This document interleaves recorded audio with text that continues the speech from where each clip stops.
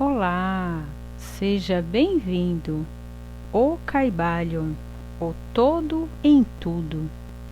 Enquanto tudo está no todo, é também verdade que o todo está em tudo. Aquele que compreende realmente esta verdade alcançou o grande conhecimento, o Kybalion. Quantas vezes a maioria das pessoas ouviram repetir a declaração que a sua divindade chama por muitos nomes? Era todo em tudo. E quão pouco suspeitaram elas da verdade oculta, encoberta por estas palavras tão descuidadamente pronunciadas. A expressão comumente usada é uma sobrevivência da antiga máxima hermética acima citada. Como diz o Kybalion, aquele que compreende realmente esta verdade alcançou o grande conhecimento, e sendo assim, permite-nos examinar esta verdade, cujo conhecimento tanto significa. Nesta exposição da verdade, esta máxima hermética está encoberta, uma das maiores verdades filosóficas, científicas e religiosas. Nós vos explicamos o preceito hermético a respeito da natureza mental do universo. A verdade que o universo é mental, ele está dentro da mente do todo, diz o Kybalion na passagem citada acima. Tudo está no todo. Mas note-se também a declaração correlativa que é também verdade que o todo está em tudo. Esta declaração, aparentemente contraditória, é reconciliável pela lei do paradoxo. É, aliás, uma exata declaração hermética das relações que existem entre o todo e o seu universo mental. Vimos que tudo está no todo. Vejamos agora o outro aspecto do assunto. Os ensinos herméticos são, com efeito, que o todo está imanente, permanece, está inerente, habita no seu universo e em cada partícula, unidade ou combinação dentro do universo. Esta expressão é geralmente ilustrada pelos instrutores com uma referência ao princípio de correspondência. O instrutor ensina o discípulo a formar uma imagem mental de uma coisa, uma pessoa ou uma ideia, porque todas as coisas têm uma forma mental, dando como exemplo o ator dramático, que forma uma ideia dos seus caracteres, ou um pintor, ou um escultor que forma uma imagem de um ideal que ele procura exprimir pela sua arte. Neste caso, o estudo antes deve compreender que, enquanto a imagem tem a sua existência, está somente em sua própria mente. Ao mesmo tempo, ele, o estudante, autor, dramaturgo, pintor ou escultor, está em certo sentido imanente e permanece, habita na imagem mental. Em outras palavras, toda a virtude, vida, espírito e realidade da imagem mental é derivada da mente imanente do pensador. Considerai isto por um momento e logo compreendereis a ideia. Para tomarmos um exemplo moderno, diremos que Otelo, Hamlet, Ricardo III existiram somente na mente de Shakespeare, no tempo da sua concepção ou criação, e ainda Shakespeare também existiu em cada um desses caracteres, dando-lhes a sua vitalidade, espírito e ação. Qual é o espírito dos caracteres que conhecemos como Micawber, Oliver, Uriah, será Dickens? Ou cada um desses caracteres terá um espírito pessoal, independente do seu criador? Tem a Vênus de Médici, a Madonna Sistina, o Apolo de Belvedere, espírito e realidade de si próprios, ou representam eles o poder espiritual e mental dos seus criadores? A lei de paradoxo demonstra que as duas proposições são verdadeiras, consideradas no seu próprio ponto de vista. Micawber é Micawber e é também Dickens, e demais, enquanto que Micawber pode ser dito Dickens, o mesmo Dickens não é idêntico a Micawber. O homem como Micawber pode exclamar: O espírito do meu Criador está inerente em mim, e apesar disso, eu não sou ele. Quão diferente é esta horrível meia-verdade tão estrondosamente anunciada por alguns dos falsos sábios, que enchem a atmosfera dos seus gritos: Eu sou Deus.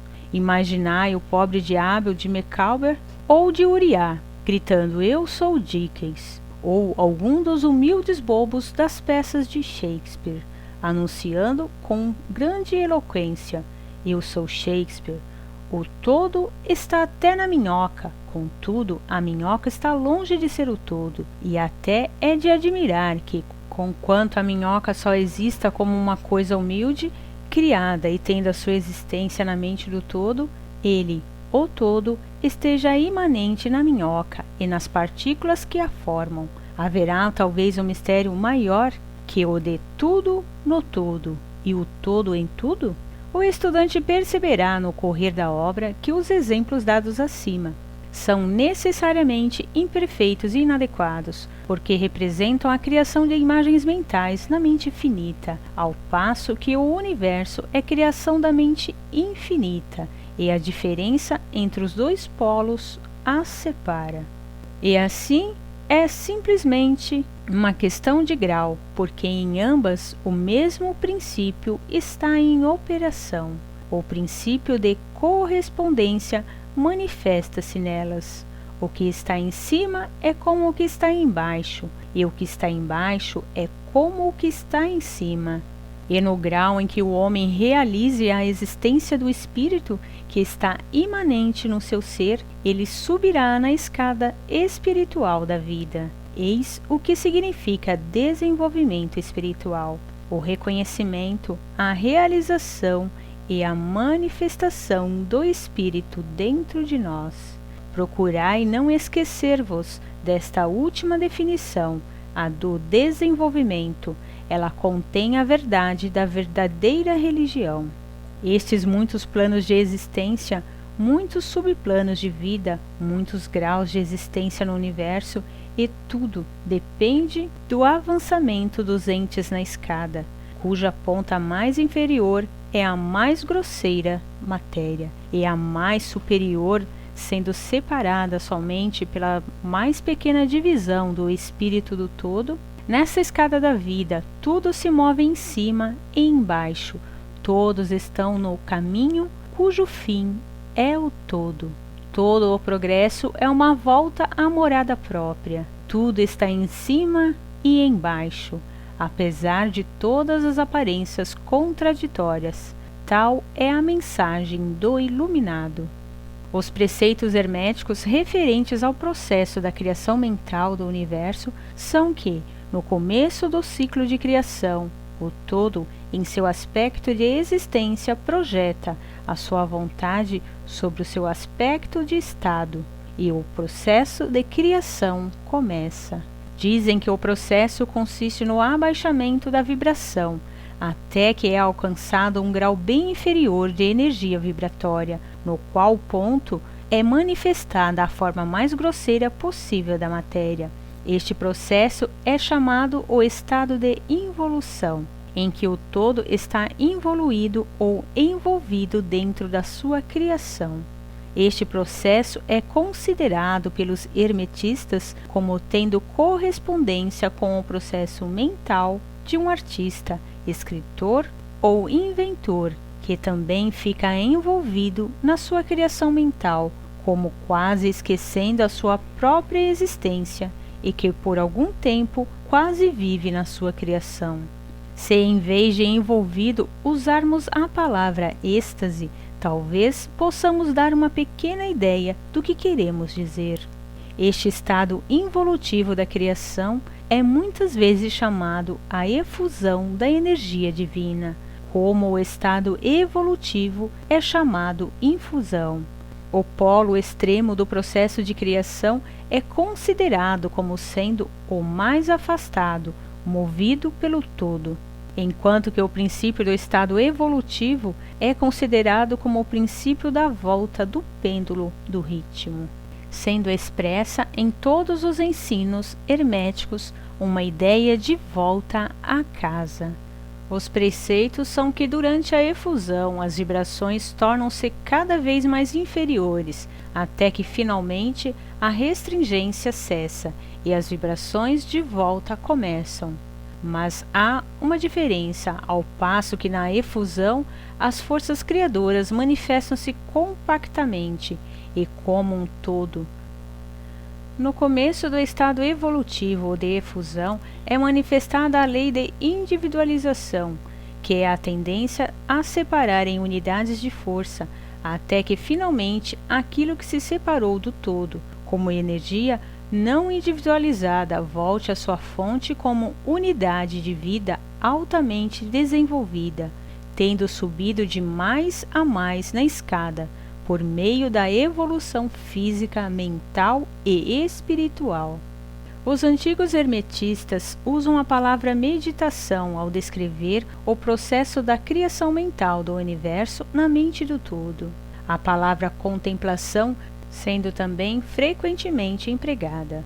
Mas a ideia entendida parece ser a do emprego da atenção divina. Atenção é uma palavra derivada de um verbo latino que significa estender-se, desdobrar-se, e também o ato de. Atenção é realmente um desdobramento mental, uma extensão da energia mental, de modo que a ideia interior é facilmente compreendida quando examinamos o significado real da atenção. Os ensinos herméticos a respeito do processo de evolução são os que o todo, tendo meditado no princípio da criação, tendo estabelecido então os fundamentos materiais do universo, tendo pensado na sua existência, gradualmente desperta da sua meditação e assim começa a manifestar o processo de evolução nos planos material, mental e espiritual, sucessivamente e em ordem.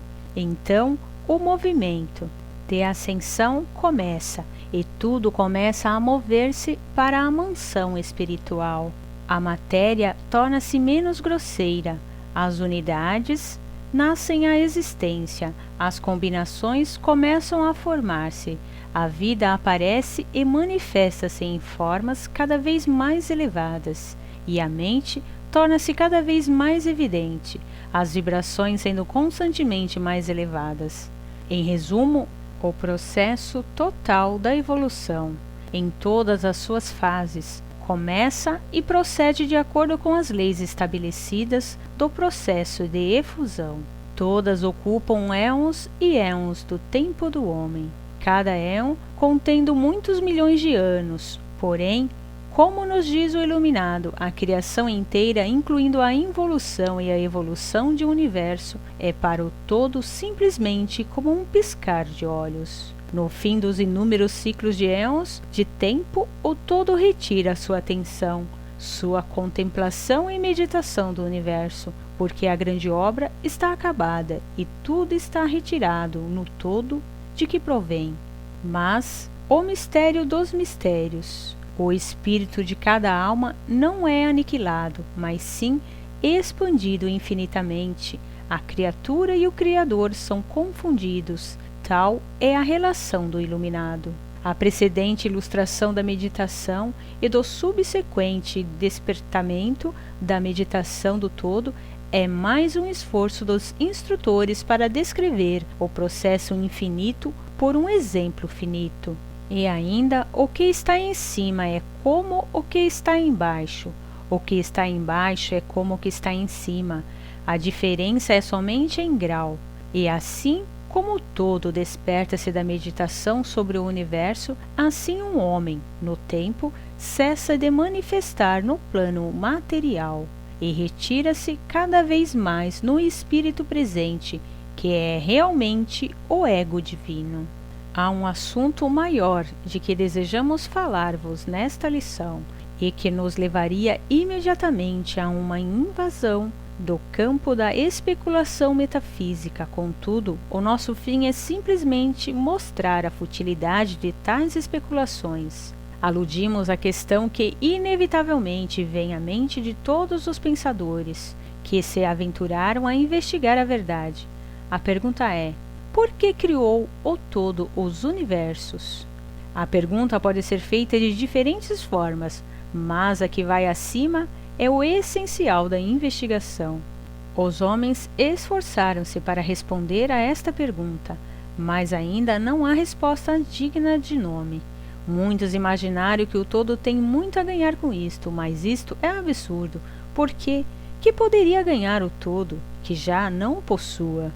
Outros deram a resposta na ideia de que o todo quis que tudo amasse, e outros que ele criou por prazer e divertimento, ou porque estava só, ou para manifestar o seu poder. Todas respostas e ideias pueris, qualidades do período infantil do pensamento.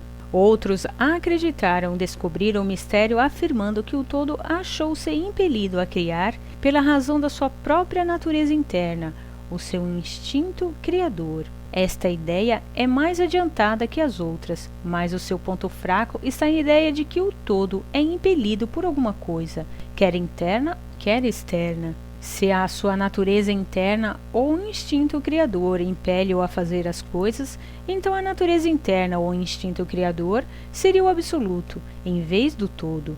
E neste caso, esta parte da proposição está errada. E ainda, o todo cria e manifesta, e parece ter muitas qualidades de satisfações em fazê-lo. E é difícil de escapar da conclusão que, em grau infinito, ele poderia ter o que corresponde no homem a uma natureza inata, ou um instinto criador, correspondente a um infinito desejo e vontade.